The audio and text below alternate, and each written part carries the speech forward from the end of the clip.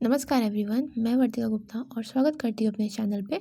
तो आज हम लोगों का ईवीएस का प्रीवियस ईयर क्वेश्चन का नेक्स्ट सेट है और इसमें पेडागोजी के थोड़े से ट्रिकी क्वेश्चन पूछे गए हैं, तो आप अंत तक ज़रूर देखिएगा।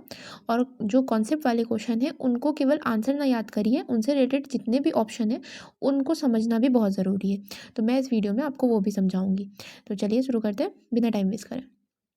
तो पहला क्वेश्चन है कि नीचे दिए गए घरों के प्रकारों प्रकारों में से उसे चुनिए जिसे भारी बारिश वाले क्षेत्रों के गांव में रहने वाले लोगों को बनाना चाहिए। देखिए, जिससे पहले जितने भी मैंने सेट कराए हैं उसमें इससे क्वेश्चन जरूर आया है। तो भारी बारिश कहाँ होती है? असम में होती है। असम में वहाँ बांस के खंभों पर घर बने होते हैं और ढालू छतें होती हैं, यानी कि ताकि पानी ऐसे नीचे चला जाए। ठीक है, अब यहाँ पे और भी समझ लीजिए कि मिट्टी और फूस के घर वाली ढालू छतें या कटीले झाड़ी, देखो कटीले झाड़ियों वाली जो छतें होती हैं और मिट्टी के घर होते हैं वो राजस्थान में होते हैं। ठीक है, और जो पत्थर और लकड़ी के घर होते हैं वो होते हैं मनाली में। तो एक क्वेश्चन से आपके 3 पॉइंट क्लियर हुए। अगला है कि उस महिला वेट लिफ्टर का नाम बताइए जिसे अंतर्राष्ट्रीय खेल प्रतियोगिता में 29 मेडल मिले हैं। देखिए, 29 मेडल मिले हैं कर्णम महेश्वरी को। ये पहली महिला है जिनको ओलंपिक में कांस्य मेडल मिला था। ये 130 केजी तक का वजन उठा लेती हैं। ठीक है, इससे रिलेटेड इतने पॉइंट आपके क्लियर हुए। और ये आंध्र प्रदेश की रहने वाली हैं। ठीक है, आंध्र प्रदेश की रहने वाली हैं। यहाँ से और देखिए, बछेंद्री पाल कौन है? बछेंद्री पाल पहली महिला है, भारतीय पहली महिला जिन्होंने एवरेस्ट चोटी पे फतेह की। 1984 में ये गई थी। और उसके अलावा ये विश्व की 5वीं महिला है, ठीक है, जिन्होंने एवरेस्ट चोटी को फतेह किया था। सुनीता विलियम सबसे ज़्यादा समय तक रहने वाली, अंतरिक्ष में रहने वाली महिला है। ठीक है, और वहीदा प्रिज्मी ये लेफ्टिनेंट गवर्नर है नौसेना में। ठीक है, और ये जम्मू कश्मीर की रहने वाली हैं। अगला क्वेश्चन है कि मेढक और कीटों को फंसाने वाले घटपर्णी पौधे का क्या नाम है? इसको इंग्लिश में बोलते हैं नेपेंथिस। नेपेंथिस पौधा जो होता है वो कहाँ पाया जाता है? तो इंडिया में ये मेघालय में पाया जाता है। अदरवाइज ये ऑस्ट्रेलिया और इंडोनेशिया में पाया जाता है। ठीक है, ये मैंने अपने नोट्स में लिखा भी हुआ है। सारे क्वेश्चन आपको नोट्स में मिल जाएंगे, लेकिन इसी वक्त और भी समझ लीजिए, मैंने इसकी पिक्चर भी डाली थी। घड़े के जैसे शेप का होता है और इसके ऊपर एक ढक्कन जैसा लगा होता है। तो इससे एक स्मेल निकलती है, उस स्मेल से सारे कीट प्रभावित होते हैं, आकर्षित होते हैं। जैसे ही वो कीट वहाँ बैठता है ये अपना ढक्कन बंद कर लेता है, उसे खा जाता है। अगला क्वेश्चन है कि निम्नलिखित में से कौन सा उन जिम्मेदारियों को चुनिए जिसे पर्वतारोहण के ग्रुप लीडर निभाते हैं। देखिए, ग्रुप लीडर कौन कौन सी जिम्मेदारी निभाते हैं? तो ग्रुप के आगे चलना ताकि ग्रुप पीछे पीछे चले, नहीं, ऐसा नहीं होता कि ग्रुप के वो आगे चलते हैं, ग्रुप का साथ देते हैं। वो उन प्रतिभागियों को रुकने के लिए कहना जो उचित प्रकार से चढ़ने योग्य नहीं है, ये भी गलत हो जाएगा आपका। ठीक है, अगला है सामान उठाने में प्रतिभागियों की सहायता करना। हाँ, हेल्प जरूर करते हैं, तो ये तो सही है। अगला है प्रतिभागियों के रुकने और विश्राम करने के लिए उचित स्थान ढूंढना, ये भी उनके ऊपर जिम्मेदारी होती है। और जो अस्वस्थ है उनका भी ध्यान रखना। ठीक है, ये 3 जिम्मेदारियां हो गई, यानी कि आंसर हो गया CDNE। अगला क्वेश्चन है कि एक वृक्ष की लंबाई, एक वृक्ष है जिसे रेगिस्तानी ओक कहते हैं, इनकी विशेषता दे रखी है। देखिए, ये भी कई बार रिपीट हुआ है, तो टॉपिक वाइज समझिएगा कि इस वृक्ष की ऊंचाई सामान्य कक्षा के कमरे की दीवार के बराबर होती है। बिल्कुल यही स्टेटमेंट मैंने अपने नोट्स में भी लिखा हुआ था कि वह वृक्ष की जड़ें, इस वृक्ष की जड़ें धरती के भीतर 30 गुनी जाती हैं और तब तक जाती हैं तब तक पानी नहीं मिल जाता, ये भी सही है।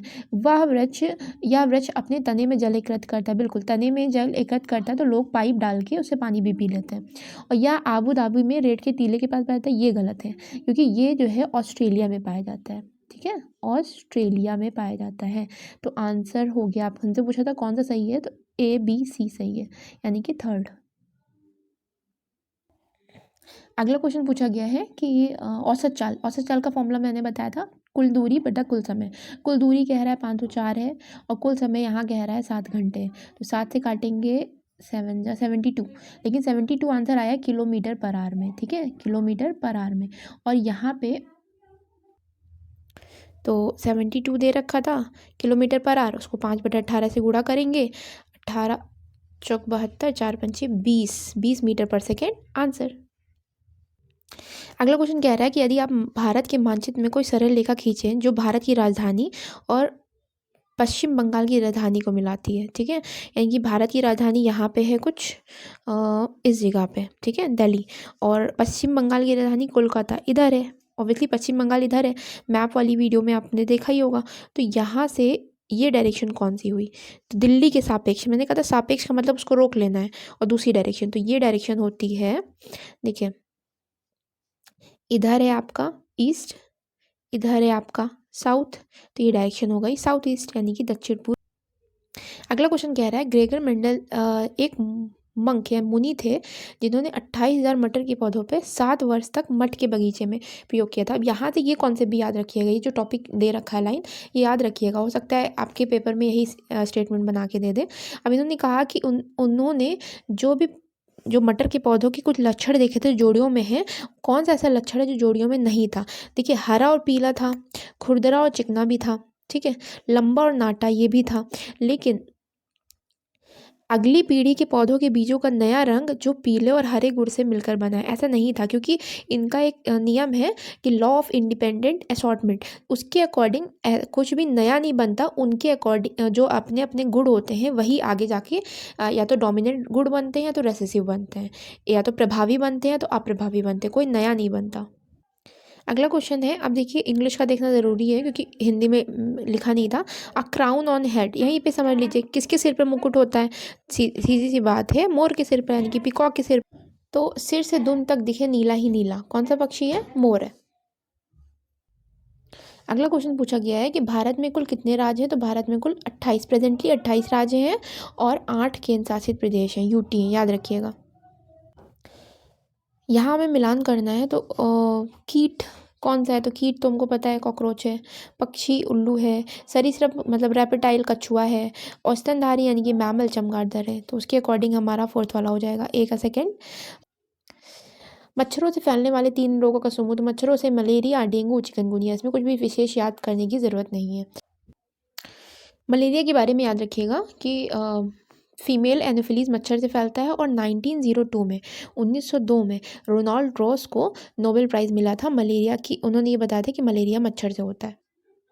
ठीक है, ये एक्स्ट्रा पॉइंट याद करते हुए चलना है ताकि आप केवल प्रीवियस ईयर को याद ना करें, उनको समझे भी कि कैसे पूछे गए हैं क्वेश्चन। अगला क्वेश्चन है कि ऐसे 3 खाद्य पदार्थों का समूह चुनिए जो आयरन की मात्रा जहाँ अच्छी है। तो आयरन की मात्रा देखिए आंवला में अच्छी होती है, पालक में अच्छी होती है, गुड़ में अच्छी होती है, कद्दू नहीं होगा, ठीक है, खीरा नहीं होगा, और ये सेब और ये कद्दू वाला तो कैंसिल ही हो गया, तो यही हो गया। गुड़ में कहते नहीं हम लोग, क्या कहा जाता है, गुड़ खाओ या पालक खाओ, खून बढ़ाना है तो आयरन की कमी से कौन सा रोग होता है, या फिर अगर खून की कमी होती है तो उसे अरक्तता बोलते हैं या एनीमिया बोलते हैं, एनीमिया, ठीक है।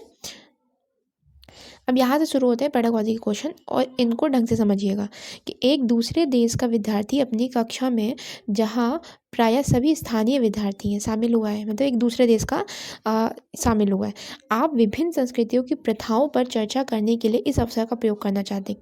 हम वहाँ पे अलग अलग कल्चर के बारे में डिस्कस करेंगे, तो ये यहाँ पे कौन से अवसर का हम लोग यूज़ कर रहे हैं? तो पक्षपात, और देखिए पहले ऑप्शन समझते हैं, विद्यार्थियों में बातचीत करने और पारस्परिक मेल जोल को बढ़ावा देना, ये कोई मतलब ये तो वैसे भी चलेगा, लेकिन ये कोई स्पेशल अवसर नहीं रहेगा जहाँ कल्चर के बारे में हम चर्चा करें।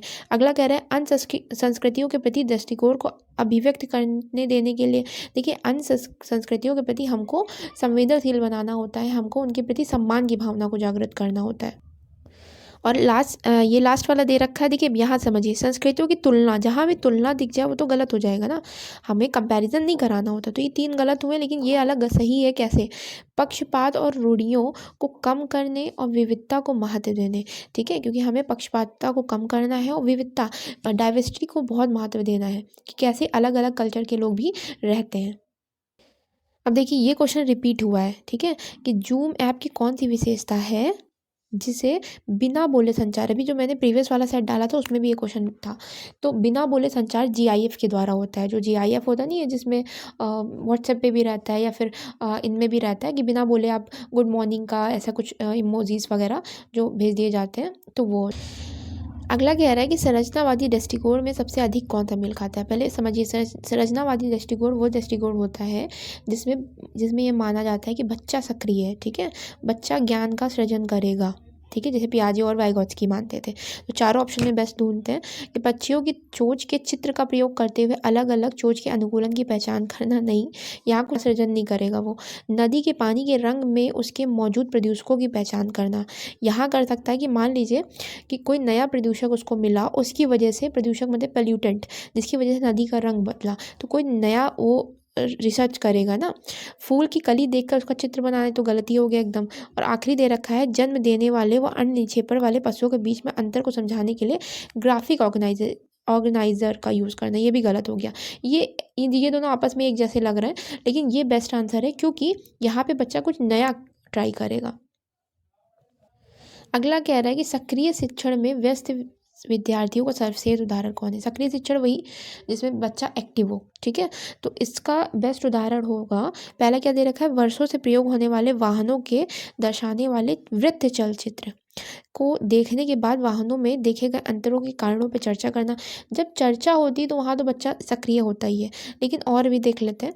पिछले 50 वर्षों के प्रयोग किए जाने वाले विभिन्न टेलीफोन दर्शाने वाले वृत्त चलचित्र को देखने के बाद दो लोगों के बीच में समूह को चर्चा करना। देखिए दो दो का समूह है तो ये थोड़ा सा एक उसकी कंपैरिजन में अच्छा आंसर नहीं है, लेकिन और देख लेते हैं।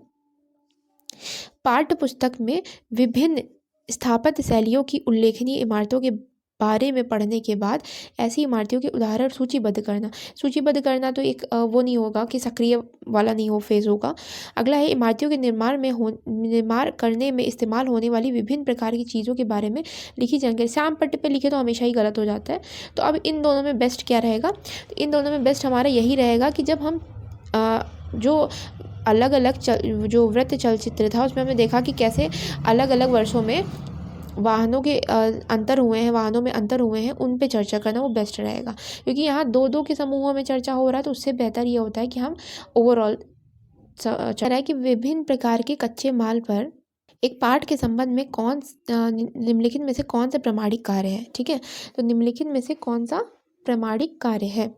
तो पहला पॉइंट कह रहा है कि विद्यार्थियों की भूमिका निर्वहन के माध्यम से ध्यान की कटाई और बाजारों में लाए जाने वाले दर्शाने को कहना।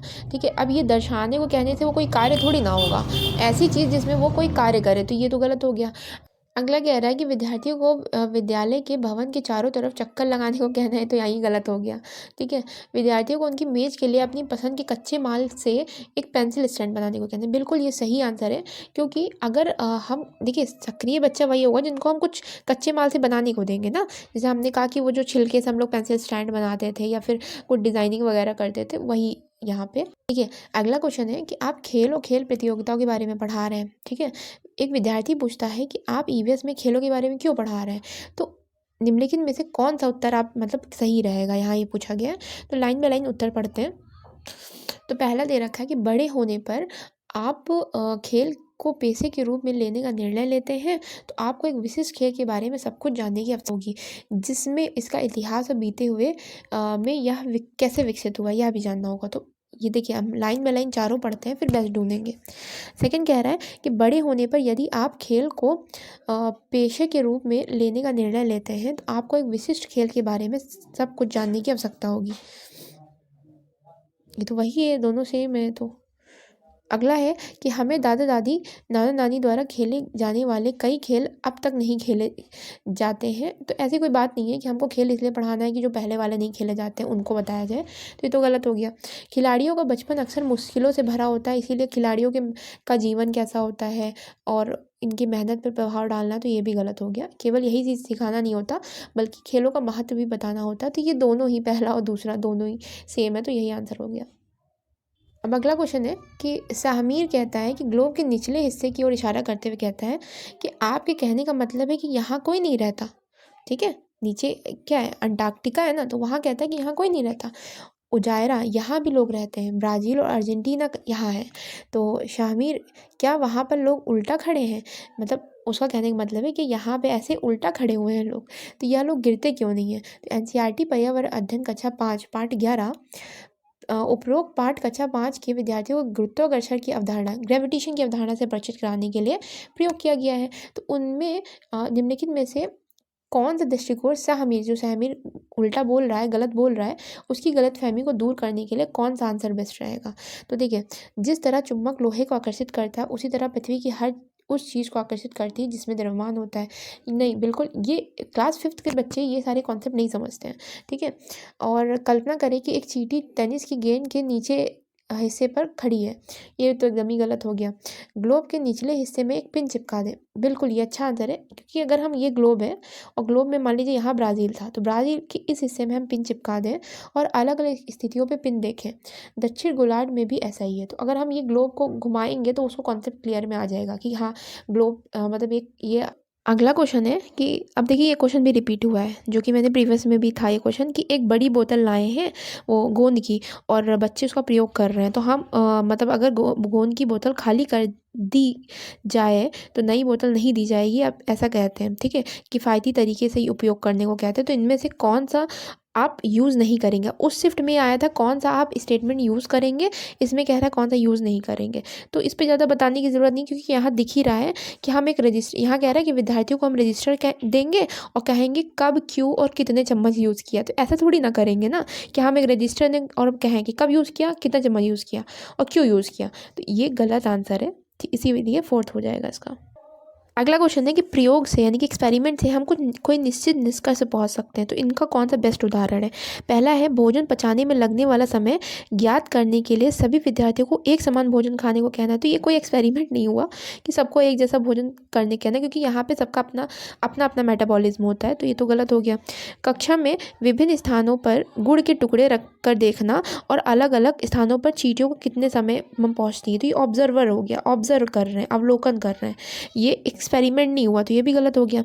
समझना कि चाय का गर्म प्याला ठंडा क्यों हो जाता है जब हम उस पर हवा फूंकते हैं। तो ये बिल्कुल ये एक्सपेरिमेंट हुआ।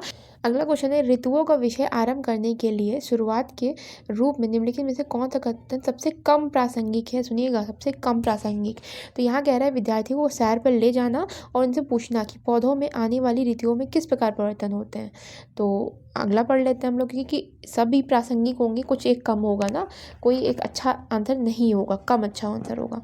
तो अगला कह रहा है विद्यार्थियों से पूछना कि पिछले कुछ महीनों की तुलना में आजकल वे अधिक गर्म या ठंडा महसूस करते हैं या नहीं। तो ये भी सही है, ठीक है। विद्यार्थियों को ग्रीष्मकालीन ऋतुओं के दौरान उनके द्वारा की गई गतिविधियों, उनके करने के कारणों के बारे में पूछना। गर्मी की छुट्टियों में जो उन्होंने काम किए हैं उनको सूचीबद्ध करना, तो इससे भी उनके ऋतुओं के बारे में जानकारी होगी, ठीक है। विद्यार्थियों को एक टोपी बरसाती, तो आंसर अच्छा ही है, क्योंकि ये प्रीवियस ईयर में था। तो ये तो बहुत अच्छा आंसर हुआ। अब इन तीनों में हम देखते हैं सबसे ख़राब कौन सा है। तो सबसे ख़राब मुझे पहला लग रहा है, क्योंकि कह रहा है शिक्षार्थियों को सैर पर ले जाना, उनसे पूछना कि पौधों में आने वाली ऋतुओं में किस प्रकार के परिवर्तन देखे जाएंगे, ठीक है। कि यहाँ पे हम भविष्य की बात कर रहे हैं, प्रेजेंट में हम वो चीज़ें करने को नहीं कह रहे, देखे जाएंगे वाले। तो हम तो बारी बारी पे फिर हमको ले जाना पड़ेगा हर ऋतुओं में। तो ये आंसर कम प्रासंगिक है इन तीनों के मुकाबले। अगला क्वेश्चन है कि शैक्षिक उद्देश्य विद्यार्थी संचारी और गैर संचारी रोगों के अंतर को समझेंगे।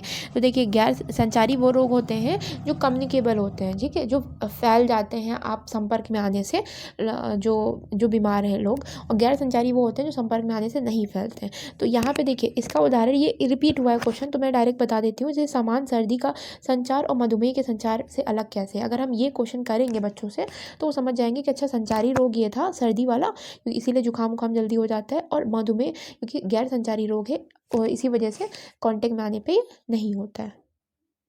जो रिपीटेड क्वेश्चन है उनको मैं इतना नहीं समझा रही हूँ, क्योंकि आपने प्रीवियस ईयर में देखा ही होगा, जो पहले वाली मैंने डाली हुई थी, अपलोड की थी। अगला क्वेश्चन है कि एक शिक्षिका पृथ्वी के विभिन्न पहलुओं को पढ़ाने के लिए व्यापक रूप से स्वीकार किए गए कंप्यूटर प्रोग्राम का यूज़ करती है। यानी कि पृथ्वी के बारे में पढ़ाने के लिए कंप्यूटर प्रोग्राम का यूज़ करती है और 3D निरूपण यानी कि 3D प्रेजेंटेशन करती है।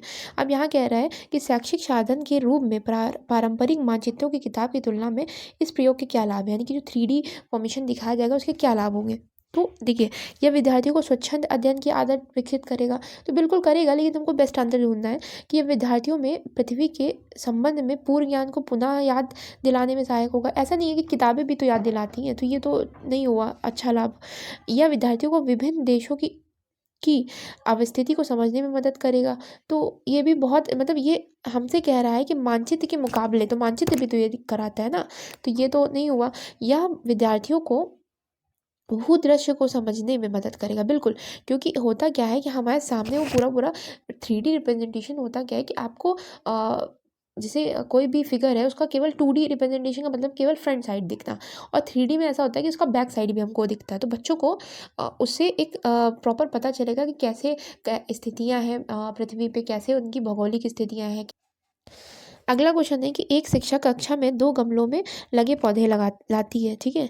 और उनमें एक गुलाब का और दूसरा अदरक का। इन पौधों का प्रयोग करके निम्नलिखित में से कौन-सा विषय प्रस्तुत नहीं किया जा सकता? तो देखिए, पौधों में अनुकूलन, तो अनुकूलन का मतलब होता है एडैप्टेशन, जो समय के साथ-साथ वो कुछ चेंजेस आते हैं। तो ये तो होगा दोनों में अपना-अपना। पौधों में विविधता तो होगी ही होगी, फूल के भाग भी पढ़ाए जा सकते हैं। लेकिन पौधों में बीज का स्थानांतरण, क्योंकि दोनों पौधों में, ये गुलाब का पौधा है, अदरक का पौधा, बीजों का ट्रांसफ़र नहीं हो सकता। दोनों की स्पीसीज़ अलग है, दोनों की प्रजाति अलग है, इसीलिए नहीं हो सकता। तो इसका आंसर हो जाएगा हमारा 4th वाला। क्वेश्चन है कि श्री सुहास समुदाय से प्राप्त उदाहरणों का प्रयोग करते हुए पर्यावरण में चीज़ों की पारंपरिक निर्भरता का विचार करते हैं। यानी कि हम लोग कैसे आपस में इंटरडिपेंडेंट है, ठीक है, पर्यावरण पे। तो निम्नलिखित में से कौन सा उदाहरण इस धारणा को समझाने के लिए प्रयुक्त है? तो यातायात संकेत, तो यातायात संकेत तो उससे ये इंटरडिपेंडेंसी का नहीं पता चलता। चाय की दुकान है एक अच्छा उदाहरण हो जाएगा, क्योंकि हम कहीं ना कहीं उस पर निर्भर होते हैं, ये मतलब डिपेंड होते हैं, हमको ज़रूरत लगती है। परि परित्यक्त तालाब पे हम कैसे निर्भर होंगे, मतलब वो इन्वायरमेंट का एक भाग ज़रूर है, लेकिन हम उसको डेली बेस पे यूज़ नहीं करते हैं। सीवेज, नालियाँ भी नहीं हो जाएगा। इसका बेस्ट आंसर है चाय की दुकान। तो आई होप आपको समझ में आया होगा। और